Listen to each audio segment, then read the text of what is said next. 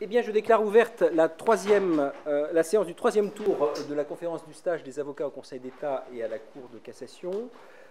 Séance un peu particulière, d'abord parce que le président de la section du contentieux du Conseil d'État, le président Bernard Stirn, nous fait l'honneur et l'amitié de sa présence pour assister à cette séance. Et je crois que c'est une première dans l'histoire de la conférence d'avoir un président de la section du contentieux qui assiste à celle-ci. Merci beaucoup, Monsieur le Président, de votre présence, qui nous honore. Et est un peu particulière aussi, puisque vous le voyez par ces projecteurs, elle sera filmée, et ceux qui n'auront pas pu assister à ce beau moment d'éloquence pourront le regarder en différé sur le site de l'Ordre. Le sujet qui va être traité par les candidats est le suivant: le décret du 5 décembre 2016 portant création de l'inspection générale de la justice est-il illégal en tant qu'il inclut la Cour de cassation dans le champ de compétences de l'inspection judiciaire? Et nous allons écouter en qualité de premier demandeur M. Pierre Krempe.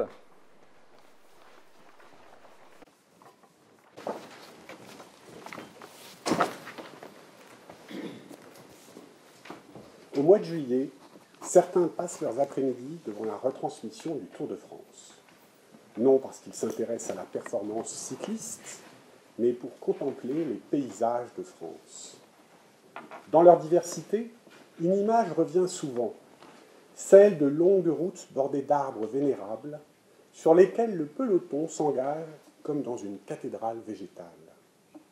Ces routes, qui sillonnent le pays, ont 250 ans. Entre 1738 et la Révolution, un réseau de 25 000 km a été construit selon des normes bien précises. Larges de 19,50 m entre les fossés, elles vont de clocher à clocher, selon le tracé le plus rectiligne possible, pour relier sans détour Paris aux frontières et aux principaux ports. Leur réalisation a permis de diviser par deux les temps de trajet.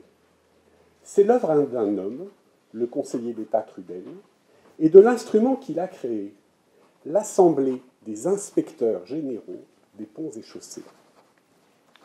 Monsieur le Président de la section du contentieux, Monsieur le Président, Mesdames et Messieurs les membres du Conseil de l'Ordre, Mesdames et Messieurs les secrétaires de la conférence, Mesdames et Messieurs, lorsque l'administration française se dote d'une inspection générale, c'est pour façonner le champ d'intervention qu'elle lui assigne. C'est afin d'accroître l'efficacité de l'administration du ministère de la Justice qu'un décret du 5 décembre 2016 pris par le Premier ministre et le garde des Sceaux regroupe en un seul corps les trois inspections des services judiciaires, des services pénitentiaires et de la protection judiciaire de la jeunesse. L'inspection générale de la justice ainsi créée se voit confier une mission permanente portant sur l'ensemble des juridictions de l'ordre judiciaire. Elle inclut donc la Cour de cassation dans son périmètre, ce qui n'était pas le cas auparavant. C'est peu dire que cette mesure a suscité un certain émoi. Deux syndicats de magistrats ont formé un recours en annulation du décret pour excès de pouvoir. La question vous est donc posée de savoir si le décret du 5 décembre 2016 portant création de l'inspection générale de la justice est illégal en tant qu'il inclut la Cour de cassation dans le champ de compétences de l'inspection judiciaire. Vous répondrez par l'affirmative. Les principes constitutionnels d'indépendance de l'autorité judiciaire et de séparation des pouvoirs sont en effet méconnus. D'abord, parce que la soumission de la plus haute juridiction de l'ordre judiciaire à une inspection générale l'oblige à rendre compte au pouvoir exécutif. C'est une agression symbolique dans un domaine où l'apparence est une condition de l'indépendance. Ensuite, parce que l'inspection générale de la justice se voit conférer le pouvoir d'évaluer la performance des juridictions, ce qui façonnera inéluctablement l'office même de la Cour de cassation et constituera une régression historique. L'agression en premier lieu. Henri Yon de Pensée, avant de devenir premier président de la Cour de cassation en 1828, écrivait dans un ouvrage intitulé « De l'autorité judiciaire » que jamais le prince ne doit s'immiscer dans l'exercice de l'autorité judiciaire.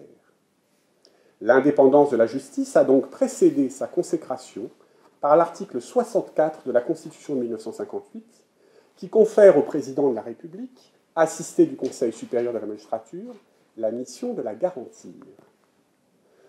On a beaucoup glosé sur la reconnaissance d'une simple autorité, plutôt que d'un pouvoir, dont l'indépendance est, en outre, garantie par le chef de l'un des pouvoirs constitués. Les écrits de Michel Debré sont cependant très éclairants sur cette particularité. Selon le principal rédacteur de la Constitution, le pouvoir exécutif doit savoir qu'il a un Dieu et que ce Dieu a un prêtre, le juge. L'office du juge revêt ainsi une dimension liturgique, au sens étymologique de service du peuple. Juridiction supérieure de l'ordre judiciaire, la Cour de cassation est, pour le droit privé, le grand prêtre de cette liturgie. La contrôler, c'est l'offenser dans sa fonction.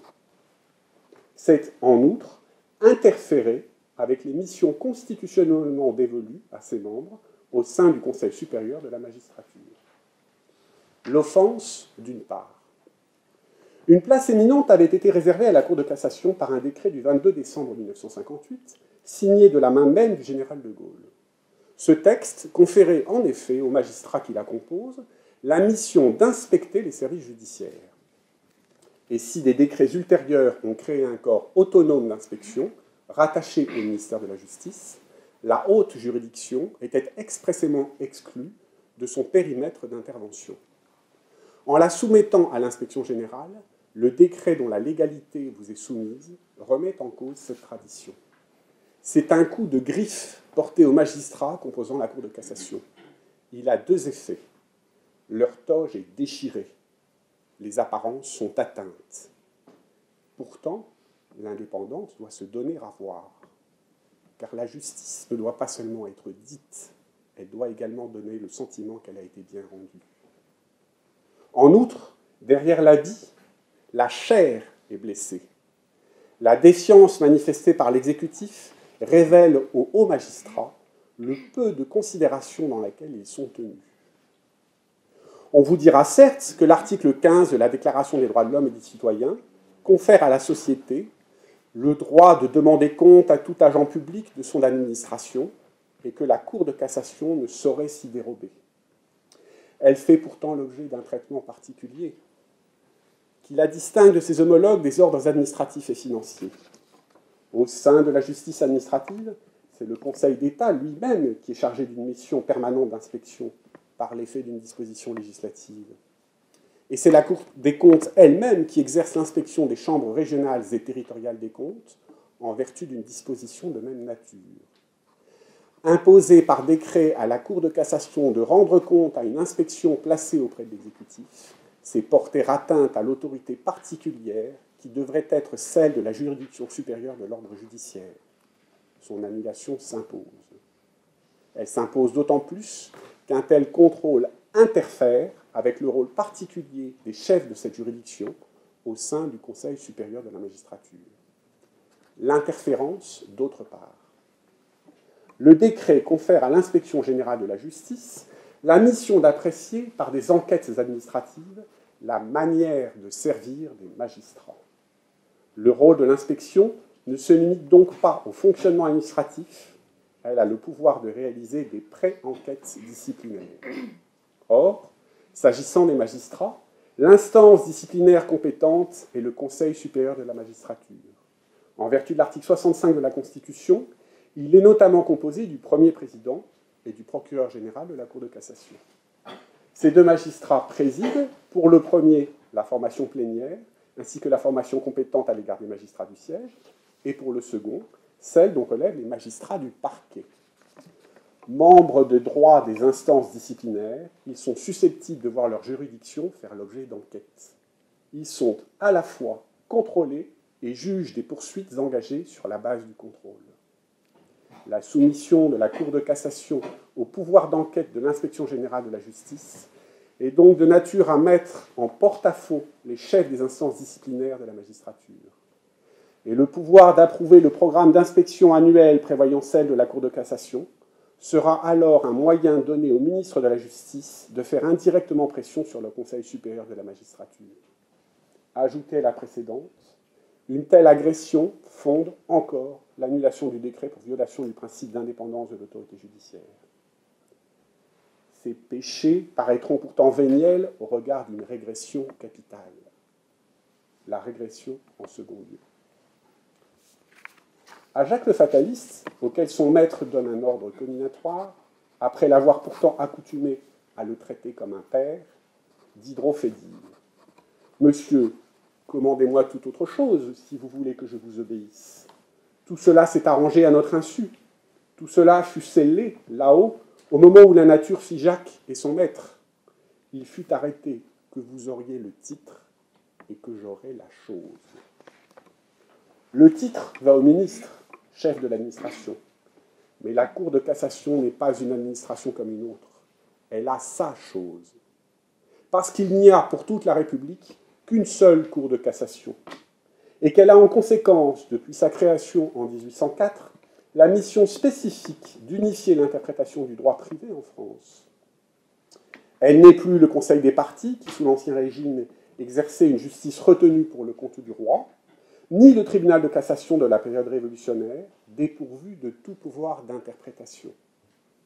Pensé par Montesquieu comme la bouche de la loi, le juge a, entre-temps, changé de fonction. Car l'article 4 du Code civil, qui prohibe le déni de justice, a réhabilité son pouvoir d'interprétation. Le juge est ainsi devenu parole vivante du droit, selon la formule de Pierre Hébrault. Vivante, cette parole doit être unifiée, ainsi que le commande le principe d'égalité devant la loi. C'est, pour le droit privé, la fonction dévolue à la Cour de cassation, et à elle seule. C'est à cette aune que sera évaluée sa performance. Cette spécificité commande qu'elle soit protégée de l'ingérence de l'exécutif. La performance, d'abord. Pour une juridiction suprême, le propre de la fonction de juger est d'apprécier si elle doit ou non exercer son contrôle. Votre juridiction a décidé par l'arrêt Prince Napoléon d'abandonner la théorie du mobile politique comme critère de l'acte de gouvernement insusceptible de lui être déféré pour excès de pouvoir. Vous avez ainsi considérablement étendu le champ de votre contrôle. Alors que vous ne pouviez auparavant connaître d'un acte dès lors qu'il avait un caractère politique, un tel mobile est devenu, par la suite, un motif d'annulation. Une décision de ce type a une incidence directe sur l'activité de la juridiction, car les variations du taux d'annulation invitent à moduler le contrôle exercé. La jurisprudence de la Cour de cassation, relative à l'application des dispositions législatives de 2002 sanctionnant le harcèlement moral, le révèle. 3 temps peuvent être distingués. Affirmation en 2004 du pouvoir souverain des juges du fond d'apprécier les faits constitutifs du harcèlement. Contrôle poussé de la qualification à partir de 2008, entraînant d'innombrables censures. Retour, à compter de 2016, à l'appréciation souveraine des juges du fond qui se sont, entre-temps, conformés aux exigences de la Cour de cassation. Médiocre performance de la Cour régulatrice, qui par ses décisions de 2008 a provoqué une inflation de pourvoi, seront tentés de dire les uns. Saine adaptation de l'étendue du contrôle au regard de son office, qui de parvenir autant que faire se peut à l'unité de l'interprétation de la loi par les juges du fond, rétorqueront les autres. Peu importe. La Cour de cassation doit rester maître de l'outil de régulation du contentieux que constitue l'étendue de son contrôle, car c'est par ce truchement qu'elle accomplit son office. Elle seule peut, en cette matière, dire comment elle doit performer, c'est-à-dire moduler son contrôle selon le besoin et ses moyens. Dans l'exercice de cette mission spécifique, elle doit donc être protégée de toute ingérence. L'ingérence, ensuite. À la fin de l'année 2016, l'Inspection générale des affaires sociales a enquêté sur l'épidémie de grippe survenue dans une maison de retraite médicalisée de Lyon, qui a provoqué de nombreux décès. Son rapport définitif a constaté que le taux de couverture vaccinale de l'établissement était inférieur à la moyenne. Elle a enjoint à l'établissement de l'augmenter. L'administration est donc devenue prescriptrice d'un acte médical qui n'est pourtant obligatoire ni pour les résidents, ni pour les soignants. Au nom de la santé publique, l'inspection générale s'est substituée aux médecins, faisant fi de la particularité de l'acte de soigner. Transposons. Lorsque l'inspection générale de la justice évaluera la performance de la Cour de cassation, elle appréciera le nombre de décisions rendues en contemplation de ses effectifs et pourra être amenée à préconiser une modification de l'étendue du contrôle exercé. Elle s'arrogera le contrôle de l'acte de juger. On nous dira qu'il s'agit seulement d'apprécier la quantité de ramètres de papier utilisés, le coût et l'efficacité des programmes informatiques, la répartition des greffiers et l'adéquation de la formation des magistrats aux contentieux spécialisés qu'ils ont à traiter. Il n'en est rien. Sous couvert d'une évaluation quantitative des moyens matériels et humains, c'est l'étendue du contrôle qui sera rationalisée. C'est le cœur de métier de la Cour de cassation qui sera affecté. Permettre à un corps d'inspection rattaché au pouvoir exécutif d'apprécier cet instrument, c'est laisser un corps étranger s'introduire dans l'acte de juger. C'est porter atteinte à la séparation des pouvoirs en autorisant l'exécutif à s'immiscer dans la mission spécifique de la Cour de cassation. Alors, les avocats au Conseil écriront à leurs clients. L'arrêt que vous avez soumis à mon examen ne peut faire l'objet d'un moyen de cassation présentant des chances raisonnables de succès. En effet, dans son rapport annuel 2019, l'Inspection générale de la justice, constatant que le contrôle exercé par la Cour de cassation sur la motivation de la peine par les cours d'assises avait abouti à un nombre disproportionné de censures et généré en retour de nombreux pourvois, a suggéré son abandon. La haute juridiction, dont la performance est appréciée au vu du nombre d'affaires en instance, devrait faire sienne cette suggestion. Je déconseille donc la formation du pourvoi. C'est à votre juridiction qu'il incombe de protéger son homologue de l'ordre judiciaire d'une telle régression, constitutive d'un excès de pouvoir. Vous annulerez. Merci, monsieur.